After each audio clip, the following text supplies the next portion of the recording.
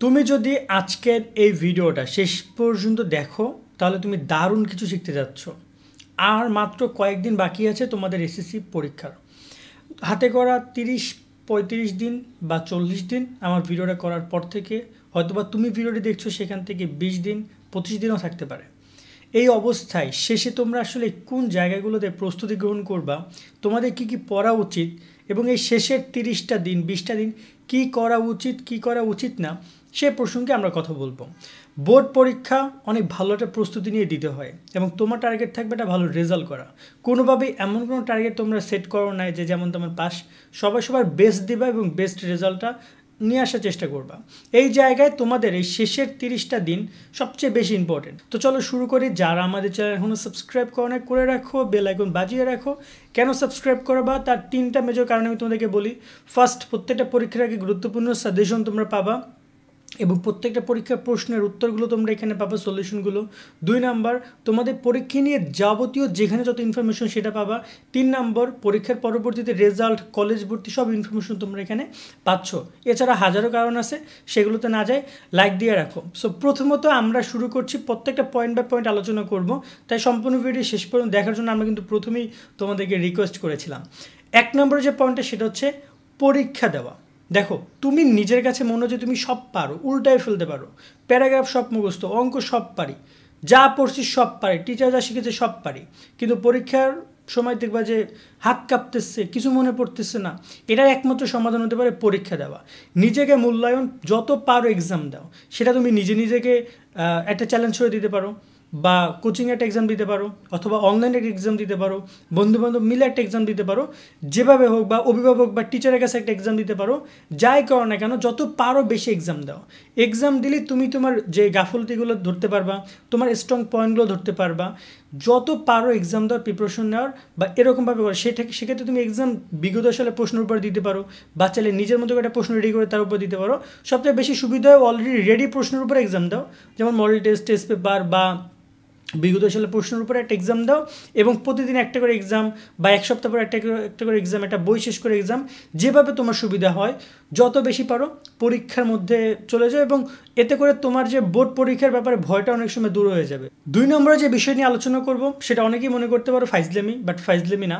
এটা তোমরা যদি করতে পারো তোমাদের সবচেয়ে বেস্ট প্রিপারেশন এই জায়গা থেকে আসবে। সেটা হচ্ছে গ্রুপ স্টাডি, বন্ধুবান্ধব মিলে একত্রে হয়ে পড়াশোনা করা। হ্যাঁ, অনেকে বলতে পারো বন্ধুবান্ধব মিলে একসাথে হয় স্যাস্ট্রামি। হ্যাঁ, যেগুলো স্যাস্ট্রামিও তাদের সাথে স্যাস্ট্রামি করো, কিন্তু যারা সিরিয়াস পড়াশোনা নিয়ে তাদের সাথে স্টাডি প্ল্যানিং করো, গ্রুপ স্টাডি করো। একসাথে ২-৩ জন ৪ জন ৫ জন বন্ধু যারা পড়াশোনা নিয়ে সিরিয়াস, যারা তোমার বাসার কাছাকাছি অবস্থান করছে, বা যাদেরকে তুমি নিয়ে দেখা যায় যে প্ল্যান করে আধা ঘন্টা ১ ঘন্টার মধ্যে একটা স্টাডি করতে পারো, সেটা চেষ্টা করো সপ্তাহের মধ্যে বা অন্তপক্ষে ৩-৪ দিন পর একটা কমপ্লিট করার জন্য। তোমার যে প্রবলেমগুলো আছে, তোমার প্রবলেম, ওদের প্রবলেম, সবার প্রবলেমগুলো নিয়ে বসবা, প্রবলেমগুলোর সলিউশন খুঁজবা সবাই মিলে। একটা প্রশ্ন ধরবা যে প্রশ্নের অ্যান্সারটাকে আমি কোথাও পাচ্ছি না, দেখ তো তোরা, অথবা আমি প্রশ্নের অ্যান্সারটা পারি না, এই ম্যাথটা সলভ করতে আমি পারি না, তোরা কেউ পারো কি না, যদি তুই পারোস তুই আমাদেরকে দেখা। বন্ধু বান্ধবের কাছে শেখো, ওদের সাথে তোমার স্টাডি ভাগাভাগি করো। এখান থেকে যে জিনিসটা তুমি শিখবে সেটা অনেক দিন মনে থাকে, এবং আমি মনে করি এটা সবচেয়ে বেশি কার্যকরী একটা ব্যাপার। এবং এটার উদাহরণ দিতে চাইলে অনেক দিতে পারি। তোমরা আশেপাশে একটা বন্ধুর সাথে কিন্তু একটা ব্যাপার নিয়ে যদি তুমি আড্ডা দাও, গল্প করে দেখবে, কিন্তু সেটা অনেক দিন মনে থাকছে তোমার। সো আমি বলবো যে তোমরা এই জিনিসটাকে কাজে লাগাও এবং গ্রুপ স্টাডিটাকে বেশি মনোযোগ দাও। তবে দেখা যায় অনেকেই গ্রুপ স্টাডি করার পরিবেশে নাই, তাদের ব্যাপারটা বাদ, যাদের আছে তারা চেষ্টাটা করো। এক্ষেত্রে ফেসবুক মেসেঞ্জার বা এইসব জিনিসগুলো তো এগিয়ে যেতে পারো, সেখানেও তোমরা এই বিষয়গুলো আলোচনা করতে পারো। বাট সরাসরি গ্রুপ স্টাডির মজা একটা আলাদা। সেখানে দেখা যায় একটা ভ্রাতৃত্ব তৈরি হয় এবং একটা বন্ধন তৈরি হয় পড়াশোনার মধ্যে। অনেকে দেখবে যে একটা স্ট্রং পয়েন্ট তুমি জানতা না, ওইটা তুমি শিখে ফেলছো সামনাসামনি দেখে, তোমার ওটা খুবই কাজে লাগছে। এই বিষয়গুলোর মধ্যে নিয়ে আসো নিজেদের মধ্যে। ৩ নম্বরে যে পয়েন্টটা নিয়ে আলোচনা করবো সেটা হচ্ছে রুটিন তৈরি করা। যে কয়দিন বাকি আছে, যতটুকু পড়া বাকি আছে তার উপর একটা বেস করে একটা রুটিন তৈরি করো। যত টাফ রুটিন তৈরি করবা তত তোমার জন্য কষ্টকর, এটা স্বাভাবিক ব্যাপার। কিন্তু তুমি চেষ্টা করো শুরু থেকে একটু সহজ রাখা, আস্তে আস্তে ধীরে ধীরে কঠিন রুটিনে যাওয়ার। বাট একটা দৈনিক রুটিন তৈরি করে কখন কোন বিষয়গুলো পড়বা সেটা তোমার মাথার মধ্যে আগে থেকেই যেন থাকে। এটা নিয়ে যেন তোমাকে এক্সট্রা প্যারা নিতে না হয় যে আমি সন্ধ্যা পরে কী পড়বো আমি জানি না, আচ্ছা দেখি বই ধরে দেখি কী আছে, কী কী বাকি আছে একটু দেখি, এগুলো না। পরীক্ষার যে পড়াটা যতটুকু আছে সেটা ভাগ করে রুটিন তৈরি করো, সেই অনুযায়ী পড়ো। কোনোভাবেই কালকে কী পড়বা পরশু কী পড়বা সেটা তুমি এখনই জানো, সেটা নিয়ে যেন ওই সময় প্রেশার না নিতে হয়।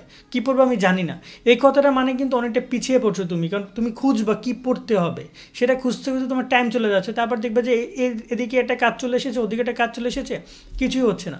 সে বলবো যে অবশ্যই তুমি এই জিনিসটার প্রতি খেয়াল রাখবা। 4 নম্বর পয়েন্টে কথা বলবো তোমাদের নতুন পড়া নিয়ে। দেখো, যেহেতু পরীক্ষার আগ সময় যাদের অলরেডি ভালো একটা প্রিপারেশন হয়ে গেছে, সিলেবাসে বড় একটা অংশ কমপ্লিট করা হয়েছে, তোমরা এই মুহূর্তে নতুন কোনো পড়ায় হাত দিবা না। নতুন পড়া মানে এমন না যে একদম পুরোপুরি নতুন, দেখা যায় হঠাৎ করে একদম পুরোপুরি নতুন প্রশ্ন এসেছে তোমার সামনে, ওপাশ থেকে তোমার সিলেবাসে কমপ্লিট হয় না। আগে তুমি সিলেবাস কমপ্লিট করো, দেন তুমি নতুন পড়ায় হাত দাও। আগে তুমি তোমার বেসিকটা কমপ্লিট করো।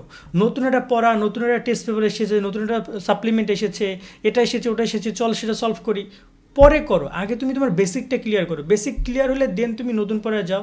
বা যদি তোমার রিভিশনও বেসিক পড়ার পরে এই যে এক্সাম রুটিন গ্রুপ স্টাডি এগুলো করার পর যদি তুমি সময় পাও তাহলে তুমি দাও। বাট নতুন পড়াটাকে বেশি, তুমি দেখা গেলো যে নতুন পড়া পড়তে গিয়ে পিছনের পড়া সব ভুলে গেলা, কিন্তু তোমার কিন্তু লাস্ট টাইমটা হচ্ছে বেশি করে এক্সাম দেওয়া, বেশি করে রিভিশন নেওয়ার পর্ব। তো এই জায়গায় কিন্তু তোমাকে নতুন পড়ার ক্ষেত্রেও সময় কম দেওয়ার থেকে তোমাকে বেশি সময় দিতে হবে রিভিশন এবং এক্সাম টাইমে, বা নিজেকে প্রস্তুতি নেওয়ার ক্ষেত্রে পিছনে কী পড়েছো সেগুলো আরেকবার যাচাই নেওয়ার জন্য।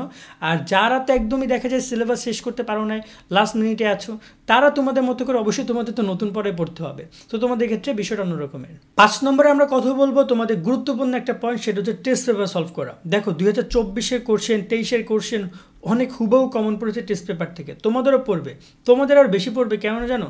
কারণ 2024-এ অনেক বাংলাদেশ আগে যে সরকার ছিল তারা প্রশ্নের কারণে ডমিনেট করতো, প্রশ্নের একটা ধরন ছিল আলাদা। কিন্তু বর্তমান সরকার এসেছে, এখানে জুলাই অভ্যর্থনে অনেক প্রশ্ন, অনেক নতুন নতুন উদ্দীপক এসেছে, যেগুলো তোমরা টেস্ট পেপারে পাবা। সেক্ষেত্রে বলবো যত ভালো ভালো স্কুল আছে সেগুলোর টেস্ট পেপারগুলো যত পারো সলভ করো, যত বেশি টেস্ট পেপার সলভ করতে পারবা, নতুন নতুন কোশ্চেন সেখানে পাবা, নতুন নতুন উদ্দীপক পাবা, কোশ্চেন ধরনটা একটু দেখবা যে চেঞ্জ আছে হালকা, সেই জিনিসগুলো তোমার টেস্ট পেপারে অ্যানালিসিস করে পেয়ে যাবা। সো এক্ষেত্রে প্রত্যেকটা পরীক্ষার প্রত্যেকটা বিষয়ের উপরে যতগুলো পারো 10টা 5টা 6টা 7টা যতগুলো পারো টেস্ট পেপার সলভ করো, এটা তোমাকে অনেক এগিয়ে রাখবে। 6 নম্বর পয়েন্টটা সবচেয়ে বেশি গুরুত্বপূর্ণ আমার কাছে, বাট সবার কাছে ফালতু মনে হয়, সেটা হচ্ছে ঘুম এবং খাওয়া দাওয়ার প্রতি বিশেষ নজর দেওয়া। লাস্টের 1 মাস ঠিক করে ঘুমাইতে হবে, অসুস্থ হওয়া যাবে না। দৈনিক 6 থেকে 8 ঘন্টা ঘুমাইতে হবে একটা মানুষের, রাত্রেবেলা বিশেষ করে ভালো করে ঘুমাইতে হবে, 11টা থেকে রাত্র 4টা পর্যন্ত, এই টাইমটা অনেক ইম্পর্টেন্ট, এই টাইমটা ঘুমাবা। দিনের বেলা চাইলে মোটামুটি কাতে ঘুমাইতে পারো তোমার মতো করে, বাট রাতে অনেকে দেখা যায় একদম 9টা 10টার দিকে করো, এই জিনিসটা বন্ধ করো।